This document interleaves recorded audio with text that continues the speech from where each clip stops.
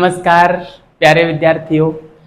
हम वैदिक सभ्यता पढ़ रहे थे और वैदिक सभ्यता में हमने पिछली क्लास में वैदिक सभ्यता का प्रसार क्षेत्र हेडिंग जमा के और उसमें आर्य अनार्य संघर्ष पढ़ा। उसके बाद आर्य आर्य संघर्ष पढ़ा जिसमें हमने दासराज्य युद्ध का वर्णन काफ़ी डिटेल में किया और हम उसको पूरा पढ़ चुके थे। ठीक है, तो आज हम प्रसार क्षेत्र पढ़ेंगे और आज हम देखते हैं कि उनके प्रसार क्षेत्र की जानकारी हमें किन किन है जो चीज़ों से मिलती है, वो सारी बातें आज हम देखने वाले हैं। और हम हेडिंग जमाते हैं प्रसार क्षेत्र। काफ़ी अच्छा आज का टॉपिक रहेगा, है ना, काफ़ी अच्छा रहेगा। देखिए क्या है, मैं यहाँ पे डालूँ वैदिक सभ्यता, वैदिक सभ्यता का प्रसार क्षेत्र, है ना, वैदिक सभ्यता का प्रसार क्षेत्र। ये हेडिंग कल भी हमने डाली थी, आज भी डाली है, वैदिक सभ्यता का प्रसार क्षेत्र। अब प्यारे साथियों, इसमें देखिए इनका जो प्रसार क्षेत्र था, कल भी मैंने आपको बताया था, जो हमारे भारत का जो उत्तर पश्चिम वाला जो क्षेत्र है वो इसका प्रसार क्षेत्र था, जिसमें अफगानिस्तान है, पाकिस्तान है और हमारे भारत का पंजाब है, हरियाणा है ना, और यमुना नदी का जो क्षेत्र है वो सब कुछ जो है इसके प्रसार क्षेत्र में आता है। लेकिन हम देखते हैं कि इसके जो प्रसार क्षेत्र की जानकारी है वो हमें प्रमुख रूप से जो है और भौगोलिक जो स्थितियां हैं, है ना, भौगोलिक जो स्थितियां हैं उनसे हमें प्राप्त होती है। जो इसकी भूगोल संबंधित जो भू आकृतियां हैं, जैसे हम मरुस्थल की बात करें जिनका उल्लेख ऋग्वेद में मिलता है ना, उसकी बात कर रहे हैं हम, ऋग्वेद या अन्य वेदों में भी। लेकिन जैसे पूर्व वैदिक काल की बात करें तो उसकी संपूर्ण जानकारी तो ऋग्वेद से मिलती है और उत्तर वैदिक काल की जानकारी हमें अन्य तीनों वेदों से मिलती है। तो जो है नदियाँ हैं, पर्वत है और मरुस्थल है ना, इन सारे चीज़ों से और हम वैदिक सभ्यता के प्रसार क्षेत्र को जानने का आज हम प्रयास करेंगे। काफ़ी अच्छा ये टॉपिक है, कंसेप्ट बेस्ड टॉपिक है।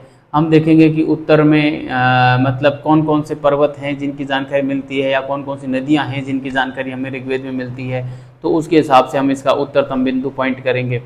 फिर ऐसे ही दक्षिणतम बिंदु, ऐसे है ना, पूर्व पश्चिम उत्तर दक्षिण, इस प्रकार से। तो इस प्रकार से हम इसका प्रसार क्षेत्र जानेंगे।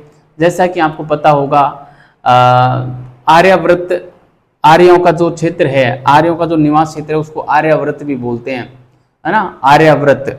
और आर्यावर्त में आपको पता होगा उत्तर में हिमालय से लेकर और दक्षिण में जो लिखा तो ये है कि उत्तर में हिमालय से दक्षिण में दोनों सागरों के बीच की जो भूमि है उसे हम आर्यावर्त कहते हैं।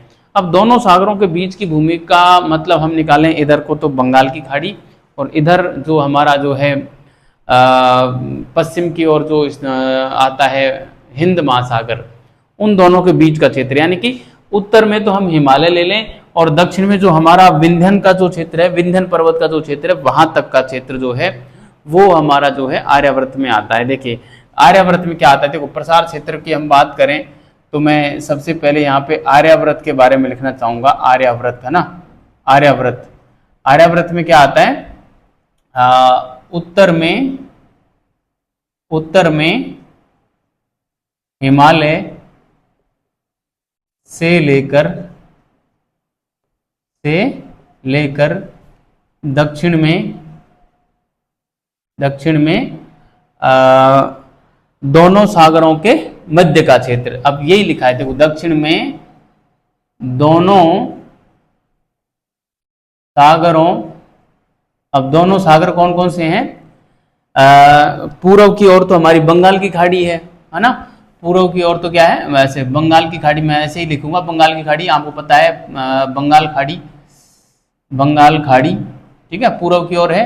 वह हिंद महासागर, है ना, हिंद महासागर, इन दोनों के बीच का जो क्षेत्र है, दक्षिण में तो बंगाल खाड़ी व हिंद महासागर और उत्तर में हिमालय के मध्य की भूमि, दोनों सागरों के मध्य के मध्य के विस्तार क्षेत्र को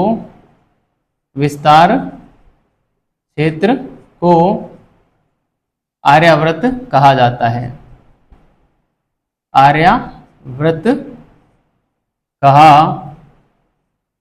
जाता है ना, आर्यावर्त कहा जाता है। देखिए मतलब मैं आपको एक मोटा मोटा सा बताऊं कि इस प्रकार से मान लो कि ये जो है हमारा भारत का दक्षिणी हिस्सा है, ठीक है, और यहां से ये मान लो हिमालय जा रहा है, ठीक है, ये इधर हिमालय जा रहा है, तो यहां से प्रारंभ होके और दक्षिण में देखो हिंद महासागर हमारा यहाँ पर हिंद महासागर है, ये यहाँ तक बंगाली खाड़ी है यहाँ पे ना, ये नीचे ये तो क्या है बे ऑफ बंगाल, बंगाल की खाड़ी है, बंगाल की क्या है, ये है इधर खाड़ी, और ये हिंद महासागर है ना, क्या है हिंद महासागर है, ठीक है, और यहाँ पे ये विंध्यन की जो पहाड़ियां हैं, तो ये जो क्षेत्र है ना, ये वाला जो क्षेत्र है, ये पूरा क्या कहलाता है, आर्यावर्त कहलाता है, आर्यावर्त कहलाता है ना, यहां से लेके ये पूरा जो क्षेत्र है ये आर्यावर्त कहलाता है। मतलब इससे नीचे नहीं जाना है हमें,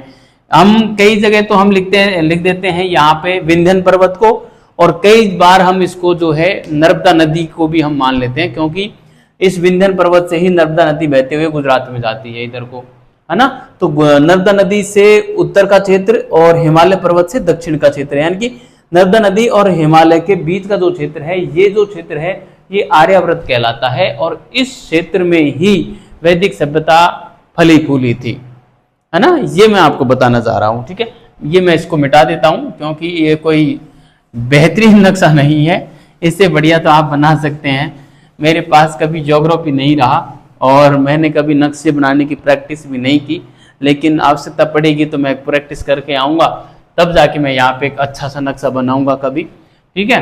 तो ये था हमारे आर्यावर्त के बारे में एक बेसिक सी इंफॉर्मेशन, है ना। अब हम एक बात और लिखेंगे यहाँ पे कि वैदिक सभ्यता के प्रसार की जानकारी हमें इसके भू आकृतियों से प्राप्त होती है ना, क्या होती है, जो वेदों में जो भू आकृतियां मिलती है ना, उसके आधार पे प्राप्त होती है।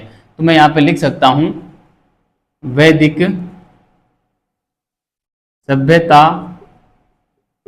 सभ्यता के प्रसार की जानकारी, वैदिक सभ्यता के प्रसार की जानकारी वेदों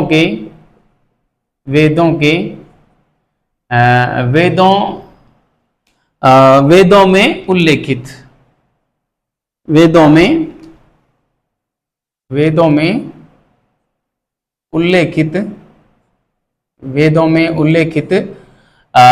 उल्लेखित भू आकृतियों से मिलती है, भू आकृतियों से मिलती है, ठीक है। वैदिक सभ्यता के प्रसार की जानकारी कहाँ से मिलती है, वेदों में जो भू आकृतियां उल्लेखित हैं उनसे मिलती है। अब वो भू आकृतियां कौन कौन सी हो सकती हैं, देखो इन भू आकृतियों में हम बात करें तो एक पर्वत की बात कर सकते हैं, सबसे पहले एक तो पर्वत हो जाएगा, नदियां हो जाएंगी, पर्वत है, नदियां है ना, मरुस्थल है ना, मरुस्थल है, ये जो इन नदियां, पर्वत, नदियां, मरुस्थल वगैरह, ये भू आकृतियों के हिसाब से और हम जो है वैदिक सभ्यता के प्रसार को हम देखते हैं, ठीक है। तो सबसे पहले हम पर्वत को ही देख लें, है ना, पर्वत को ही देख लें। तो मैं यहाँ पे हेडिंग जमाता हूँ पर्वत, है ना, पर्वत की हम बात करें, पर्वत की, तो आपको पता होगा जो हिमवंत पर्वत है, हिमवंत पर्वत, है ना, हिमवंत पर्वत जो है वो वर्तमान का हिंदुकुश पर्वत जिसको हम कहते हैं, हिंदुकुश पर्वत जो है उसको हम हिमवंत कहते हैं। ये हिमालय जो हिमालय था उसी को ही हिमवंत कहा जाता था, है ना, हिमालय को ही हिमवंत कहा जाता था, ऐसा माना जाता है ना। तो पर्वतों में एक नंबर पे पर्वत लिखा, और पर्वतों में मैं यहाँ पे थोड़ा सा कलर बदल देता हूँ पेन का, ठीक है। पर्वतों में हम एक नंबर डालेंगे पर्वतों में भी हम 1 नंबर डाल देंगे, 1 नंबर में डाला, और हम डाल सकते हैं हिमवंत, है ना, हिमवंत। हिमवंत किसे कहा जाता था?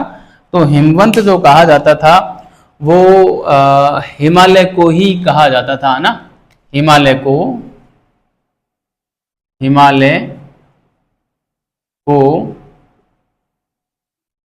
हिमवंत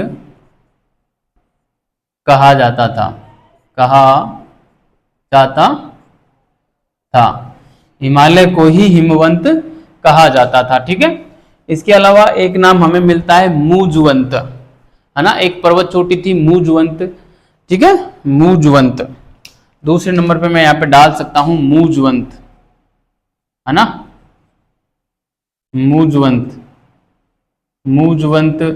मूजवंत की क्या खास बात थी मूजवंत की? तो इस मूजवंत की खास बात थी, आपको पता होगा कि जो सोमरस मिलता था, सोमरस, है ना, जो देवता वगैरह उस जमाने में उसका पान करते थे, है ना, सोमरस की प्राप्ति इसी ही मूजवंत से होती थी, है ना, इसी मूजवंत से होती थी, है ना। और वर्तमान का जो हिंदुकुश पर्वत है, हिंदुकुश, वो है ये मूजवंत, है ना। तो मैं यहाँ पे लिख सकता हूं वर्तमान का हिंदुकुश, वर्तमान का हिंदुकुश, वर्तमान का हिंदुकुश, है ना, हिंदुकश ही मिलता है शायद, हिंदुकुश क्या, हिंदुकश। ठीक है, और इसकी एक और क्या खास बात है कि सोमरस यहां से ही प्राप्त होता था, सोमरस यहां से ही प्राप्त होता था, है ना, जिसका उपयोग देवता करते थे, जिसका उपयोग आर्य देवता करते थे, आर्य देवता करते थे, है ना, जिसका उपयोग आर्य देवता करते थे, ना।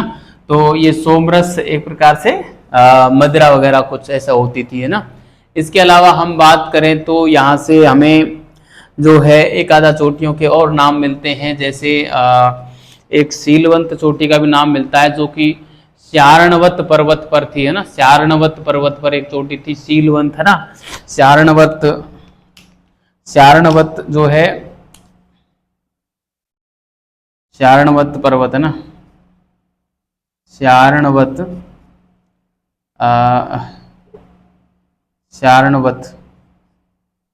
ठीक है, स्यारणवत ये स्वयं चोटी ही थी, स्यारणवत चोटी ही थी, है ना, ये चोटी थी। इसे सीलवंत चोटी के नाम से भी जानते थे, है ना, स्यारणवत स्वयं एक चोटी थी जिसे सीलवंत चोटी के नाम से भी जानते थे। ठीक है, तो मैं यहां पे लिखूं इसे सीलवंत के नाम से भी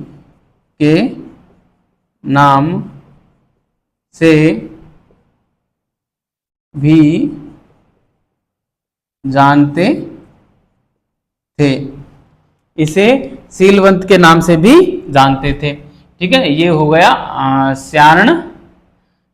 सॉरी मैंने इसमें थोड़ा सा गलत लिख दिया, स्यारणवत को थोड़ा सा शुद्ध कर लेते हैं, स्यारणवत को थोड़ा सा शुद्ध कर लेते हैं, स्यारणवत नहीं लिखा था उसमें हमने, है ना, स्यारणवत, अब ठीक है। ठीक है, इसके अलावा मैं बात करूं एक अर्जीफ नाम की चोटी का उल्लेख भी मिलता है, अर्जीफ, है ना,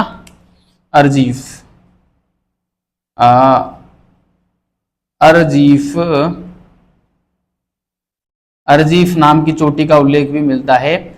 और जो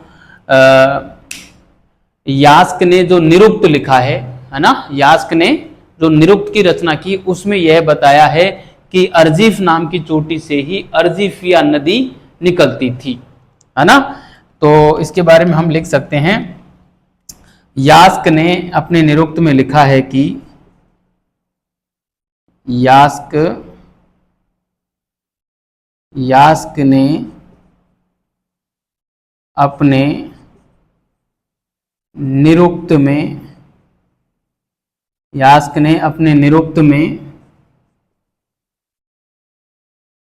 लिखा है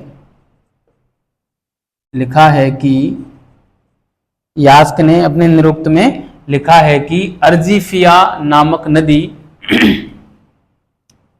लिखा है कि अर्जीफिया नामक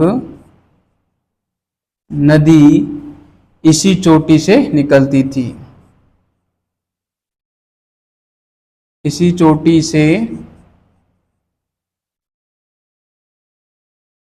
निकलती थी, है ना। ये बात भी आप ध्यान रखें।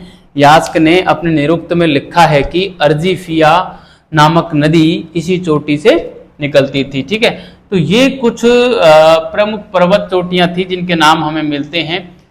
ठीक है, इस आधार पर हम देखते हैं कि जो आर्यों का जो उत्तरी क्षेत्र था, या हम आर्यों का उत्तरी विस्तार देखें तो हिमवंत या हिमालय तक जाता है ना।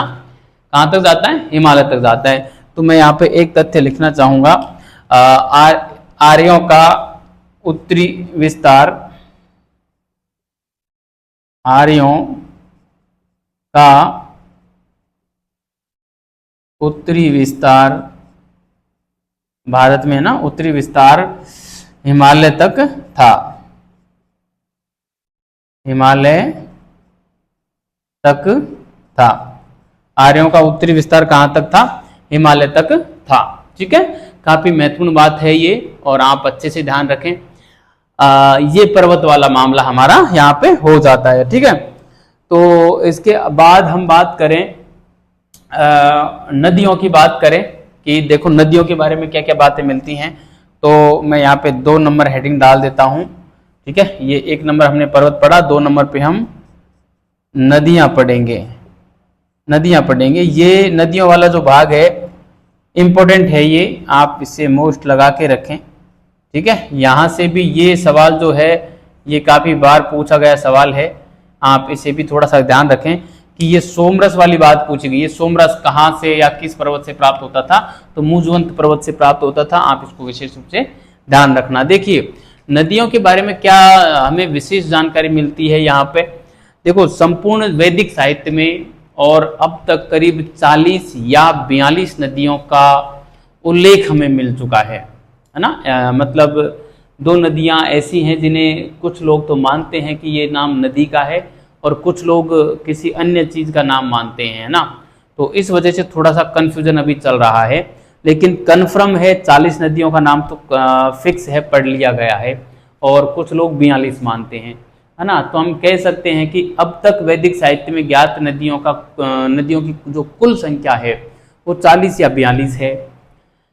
इसके अलावा उनमें से जो पहचान ली गई है वो 31 हैं, यानी कि 31 नदियों को तो पहचान लिया गया है कि ये कहाँ बहती थी।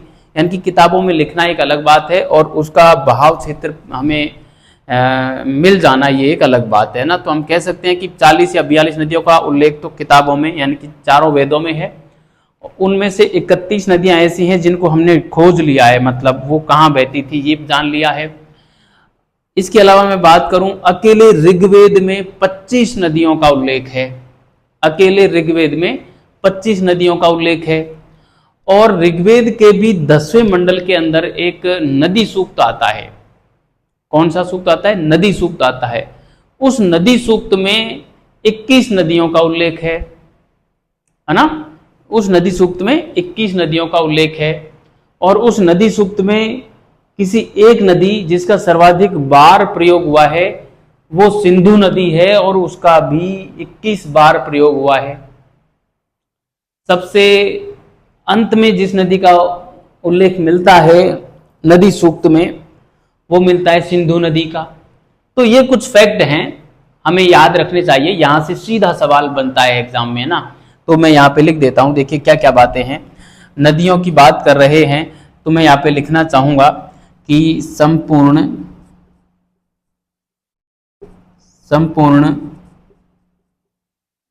वैदिक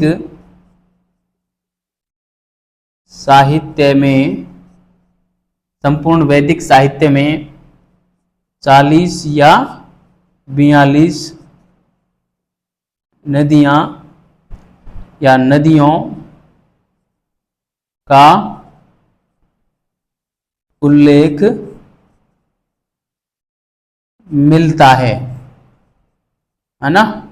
कितनी नदियों का उल्लेख मिलता है? 40 या 42 नदियों का उल्लेख संपूर्ण वैदिक साहित्य में मिलता है।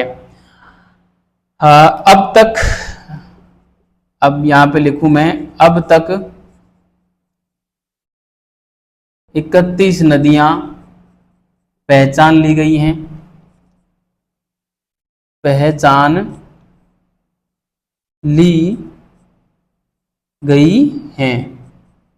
अब तक 31 नदियां जो हैं पहचान ली गई हैं। इनमें से 31 नदियां पहचान ली, 10 नदियों का अभी पता नहीं चल पाया है कि वो कहाँ बहती थी, है ना, उनका अभी पता नहीं चल पाया है। ठीक है, इसके अलावा मैं बात करूं तो जैसे ऋग्वेद में, अकेले ऋग्वेद में 25 नदियों का उल्लेख मिलता है ना। इनमें से हैं, ये अलग से नदियां नहीं है ना। ये 40 में से 31 पहचान ली, अब इनमें से टोटल मिला के, और ऋग्वेद में जो हैं,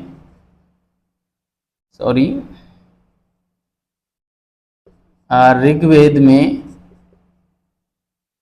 25 नदियों का उल्लेख है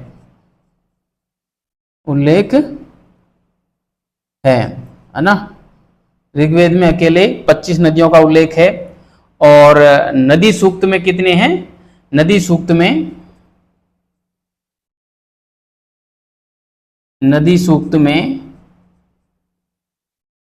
21 नदियों का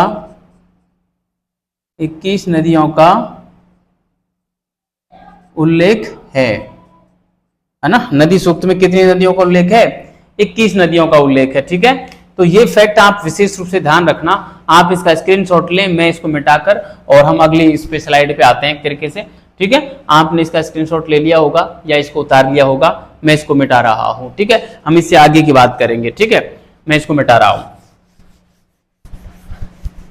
तो प्यारे साथियों, आपको ये फैक्ट अच्छे लग रहे होंगे, और देखिए इनको याद करने में इतनी आसानी रहेगी जिनको मैं एक व्यवस्थित क्रम में सेट कर रहा हूं, इस वजह से, क्योंकि किताबें हम जब उठाते हैं ना, तो किताबों में ऐसे बिखरा हुआ मैटर मिलता है, और जब बिखरा हुआ मैटर मिलता है तो हमें वो याद नहीं हो पाता ना। और एक सिस्टमेटिक ढंग से हो, क्रमबद्धता से हो, तो वो चीजें हमें क्या है, थोड़ी कंसेप्चुअल हो जाती है ना, तथ्यात्मक थोड़ी कम होके और कंसेप्चुअल हो जाती हैं, तो वो फिर याद रखने में थोड़ी सी क्या है, जो हमें आसानी रहती है ना। तो अब हम बात करें नदी सूक्त, जो हमने लिखा था, छोटी सी हम यहाँ पे हेडिंग दे दें, नदी सूक्त, है ना, नदी सूक्त। ठीक है, नदी सूक्त की बात कर लेते हैं। तो नदी सूक्त का पहली बार तो हम बात करें कि वैदिक साहित्य में कहाँ उल्लेख मिलता है, तो नदी सूक्त का जो उल्लेख मिलता है साथियों, वो मिलता है हमें ऋग्वेद के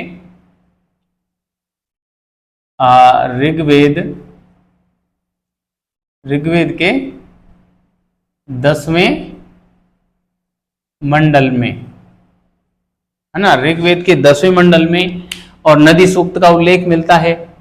ठीक है, और इसके अलावा नदी सूक्त में कुल नदियों की संख्या तो हमने लिखी ली, है ना। कुल नदी कितनी है? 21 है।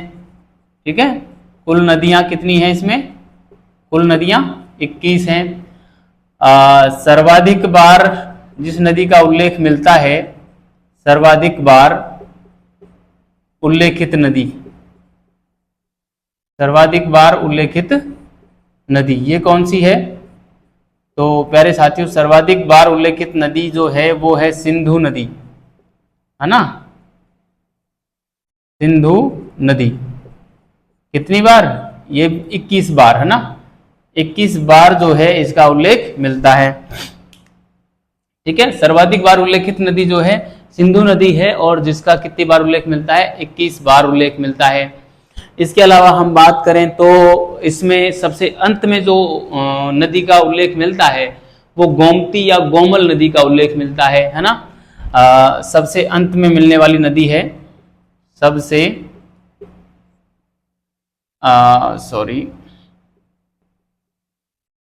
सबसे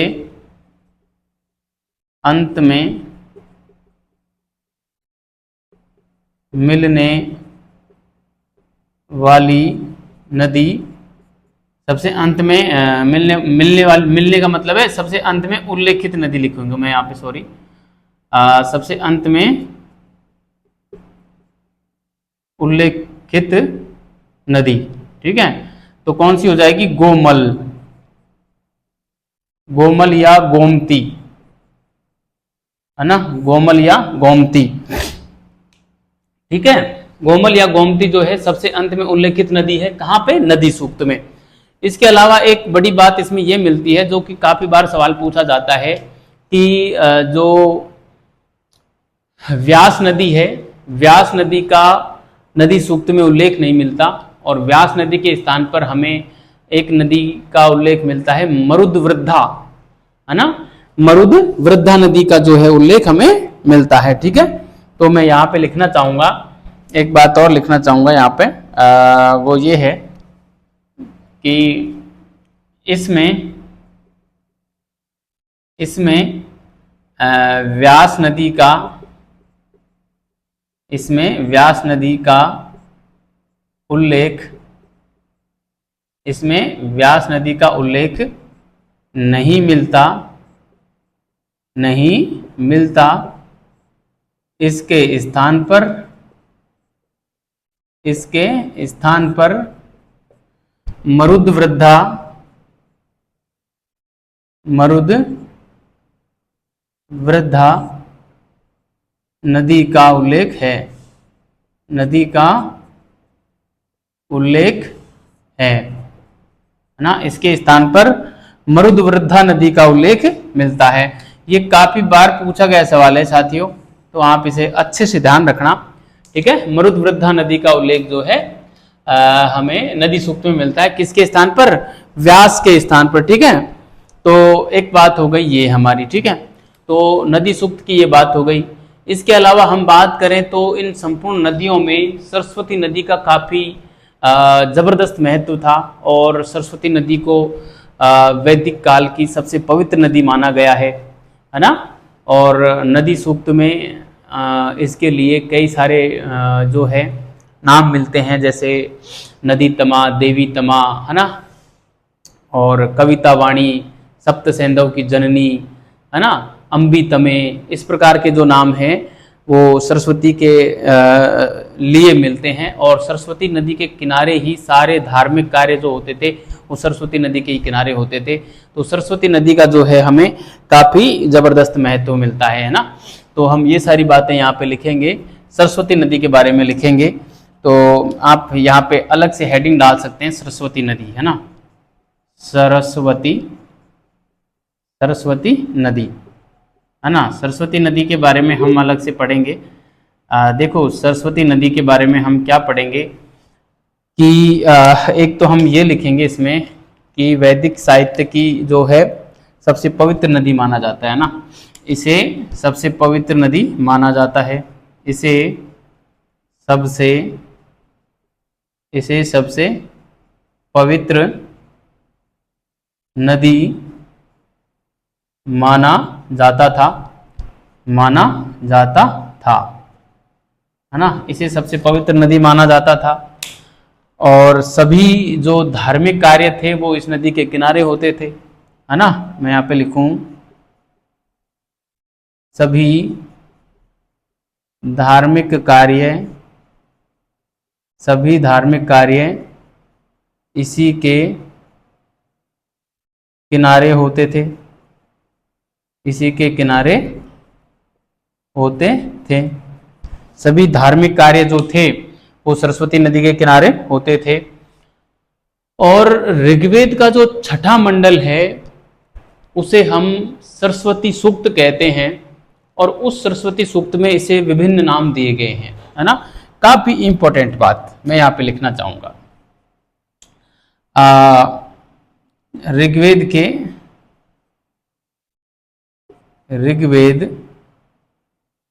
के 6वें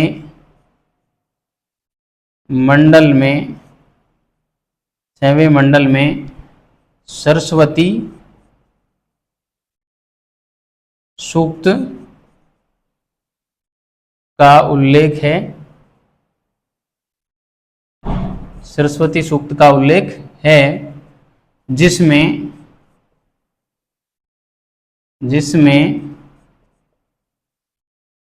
इस नदी के लिए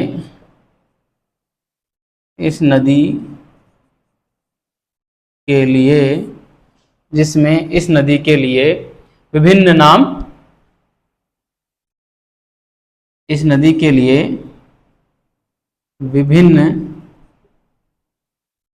नाम उल्लेखित हैं, विभिन्न नाम उल्लेखित मिलते हैं, है ना।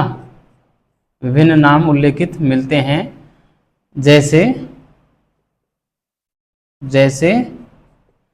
हम क्या क्या नाम लिखेंगे। जैसे में हम लिख सकते हैं यहाँ पे नदी तमा, देवी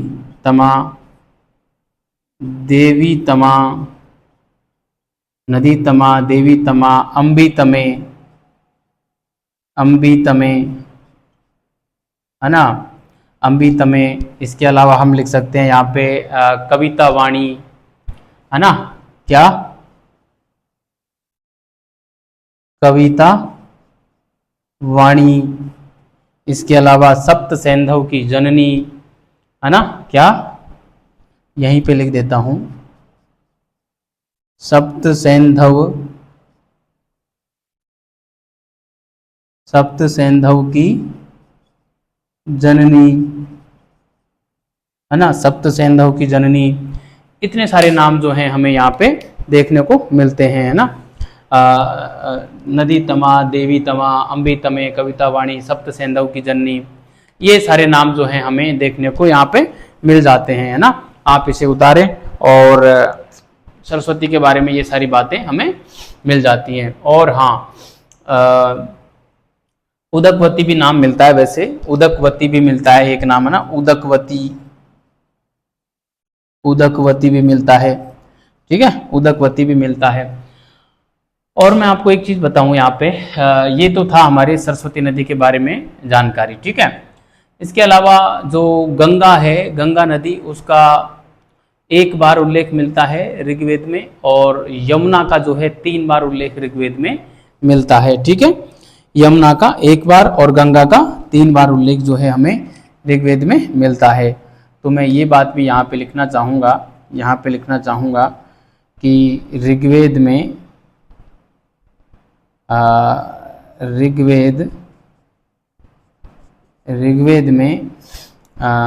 गंगा का 1 बार, ऋग्वेद में गंगा का 1 बार व यमुना का 3 बार उल्लेख हुआ, है ना। एक बात हो गई ये, ऋग्वेद में गंगा का 1 बार व यमुना का 3 बार उल्लेख हुआ, ठीक है, एक बात हो गई ये। अच्छा, ये जो सरस्वती के संबंध में एक बात और मिलती है कि जो हमारे उपनिषद हैं, उसमें सरस्वती के लुप्त होने के स्थान का नाम विन्सन मिलता है ना। विन्सन नाम जो है, विन्सन एक जगह का नाम है जहाँ पर जाके और ये जो सरस्वती नदी है वो लुप्त हो जाती है ना। विन्सन जगह पर सरस्वती नदी जो है वो लुप्त हो जाती है, ठीक है। तो हम यहाँ पे लिखेंगे, मैं यहाँ पे लिख रहा हूँ, आप इसमें थोड़ा सा कंफ्यूज नहीं होना, है ना। आप इस सरस्वती नदी में लिखना, इस प्रकार से लिखना कि जो हमारे पंचविश और जैमिनीय उपनिषद हैं उसमें ये जानकारी मिलती है ना। पंचविश व जैमिनीय उपनिषद में पंचविंशति जैमिनीय उपनिषद में उल्लेख मिलता है कि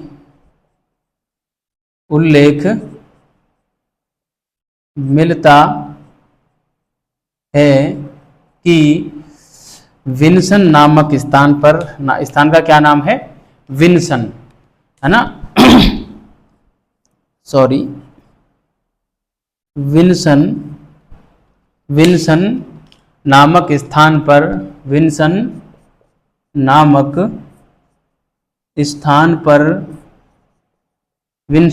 स्थान पर सरस्वती नदी लुप्त हो जाती है या अदृश्य हो जाती है ना। नामक स्थान पर सरस्वती नदी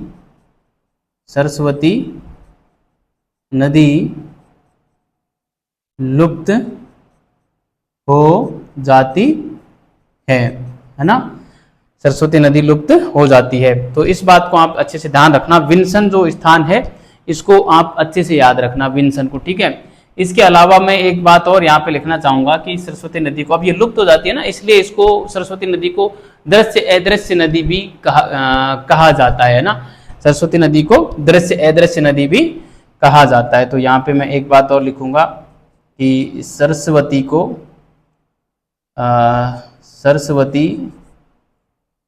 नदी को दृश्य अदृश्य नदी भी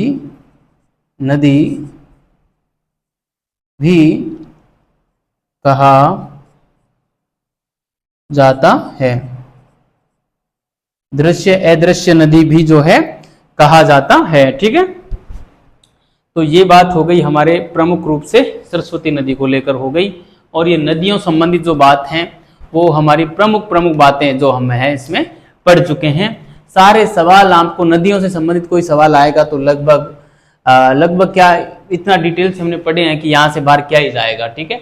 एक चीज मैं आपको और बताना चाहूँ, नदियों से संबंधित हमें ये उल्लेख मिलता है, ये जानकारी मिलती है विद्यार्थियों कि जो ऋग्वेद का 10वां मंडल है, उस 10वें मंडल में विश्वामित्र को और नदियों के साथ वार्तालाप करते बताया गया है ना। नदियों के साथ बातचीत करते विश्वामित्र को बताया गया है। अब पता नहीं नदियां कैसे बोलती थी और नदियों की भाषा को विश्वामित्र साहब कैसे समझते थे। क्या कमाल की टेक्नोलॉजी उनकी रही होगी, कोई गजब का सॉफ्टवेयर उनके मस्तिष्क में होगा जो नदियों की भाषा पढ़ लेते थे विश्वामित्र जी और नदियों से बात कर लेते थे।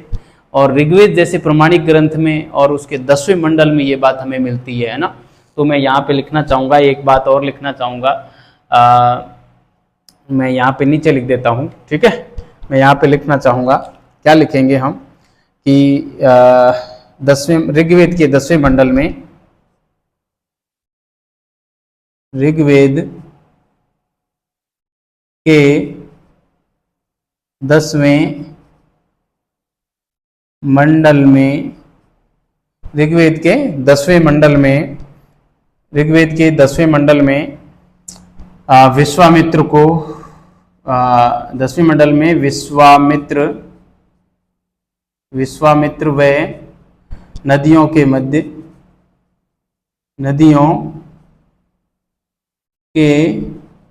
मध्य वार्तालाप होने का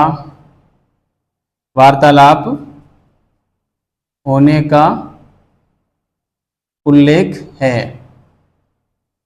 वार्तालाप होने का उल्लेख है, ठीक है।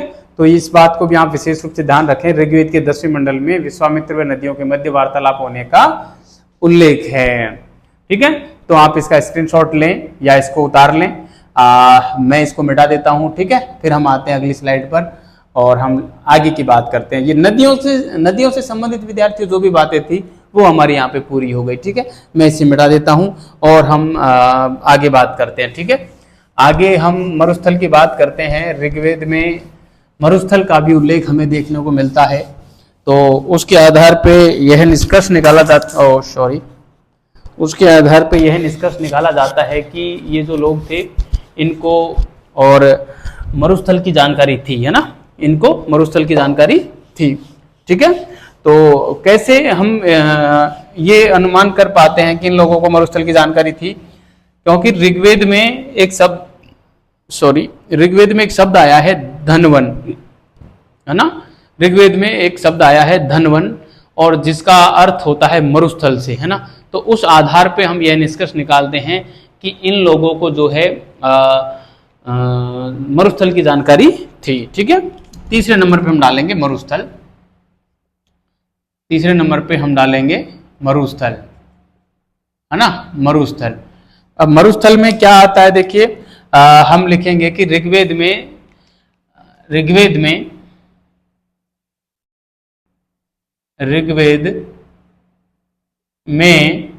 मरुस्थल के लिए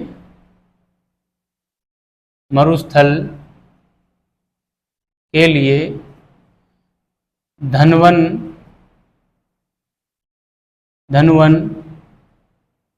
शब्द का उल्लेख हुआ है। धनवन शब्द का जो है उल्लेख हुआ है। अतः यह अनुमान लगाया जाता है कि जो वैदिक आर्य थे उन्हें मरुस्थल की जानकारी थी, है ना। इस आधार पर हम कह सकते हैं, यहां पे लिखेंगे, इस आधार पर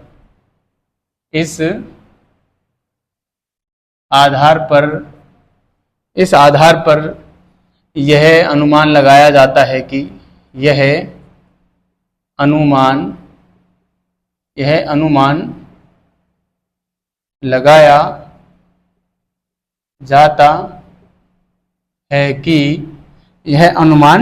लगाया जाता है कि वैदिक आर्यों को और मरुस्थल की जानकारी थी, है ना। वैदिक आर्यों को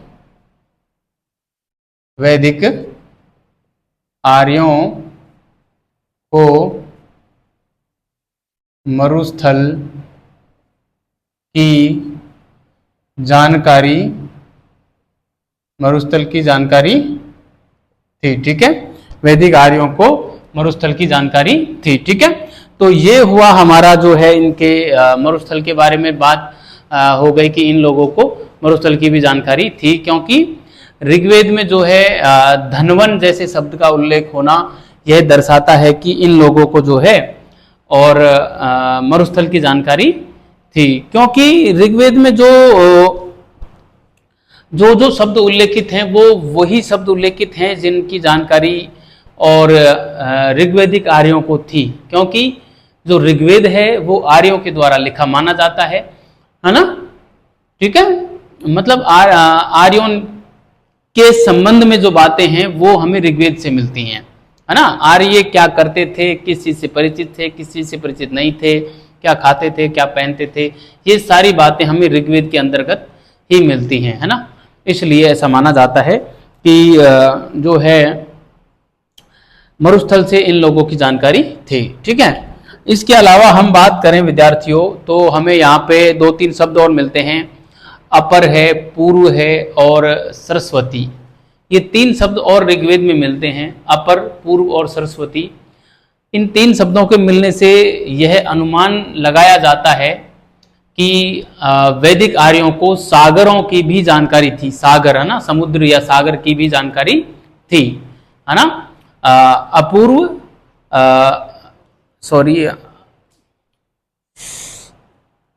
अपर, पूर्व और सरस्वती, है ना, 3 ये शब्द मिलते हैं ऋग्वेद में, है ना।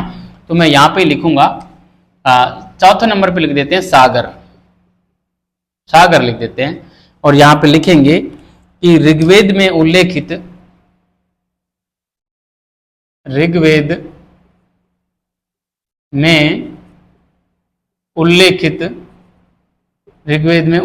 शब्द कौन कौन से हैं? अपर, पूर्व व सरस्वती से अनुमान लगाया जाता है कि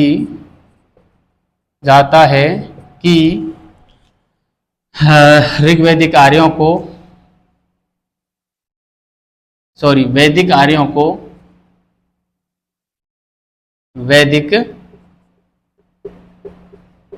आर्यों को सागरों की जानकारी, सागरों की जानकारी थी,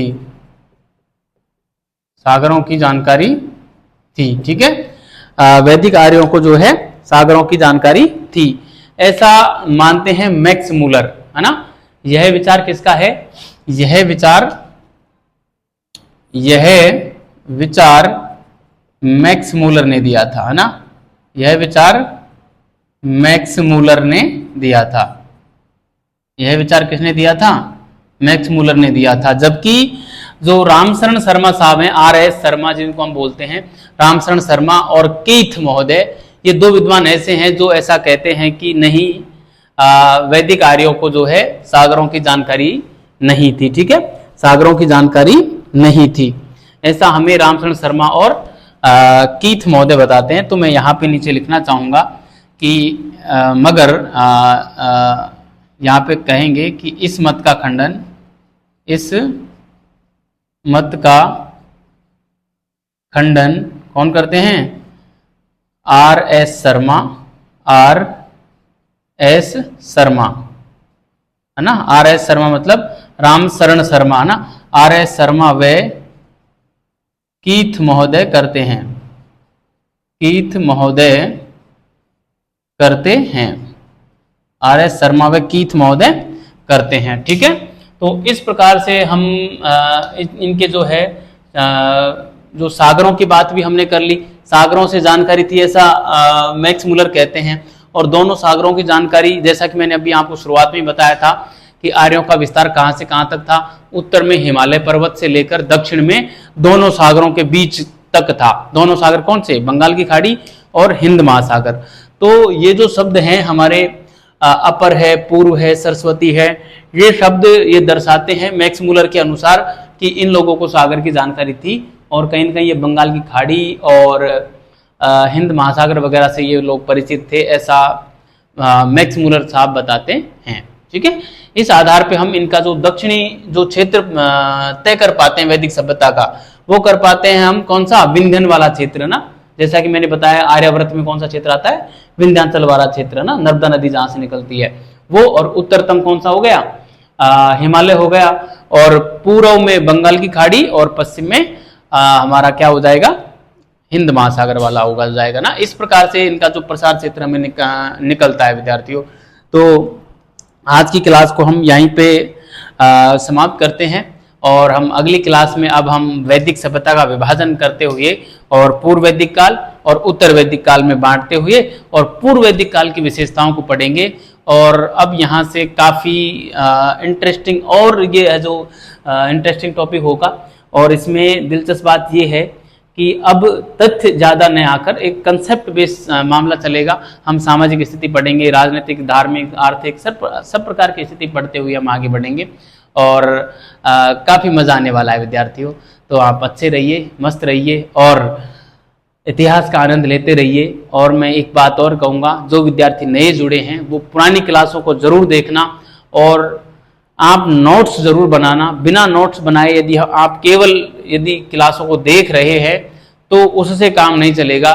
जो क्लासें नोट डाउन कर लेगा ना, वो मान के चलना साल भर बाद में अपने आप को इतना इम्प्रूवमेंट पाएगा, अपने आप को इतना इम्प्रूव वो पाएगा कि आपको यकीन नहीं होगा कि आप इस लेवल पे आ गए हो।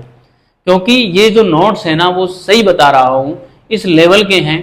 जब आप एग्जाम में बैठोगे ना, तब आपको पता चलेगा कि नोट्सों का लेवल क्या है।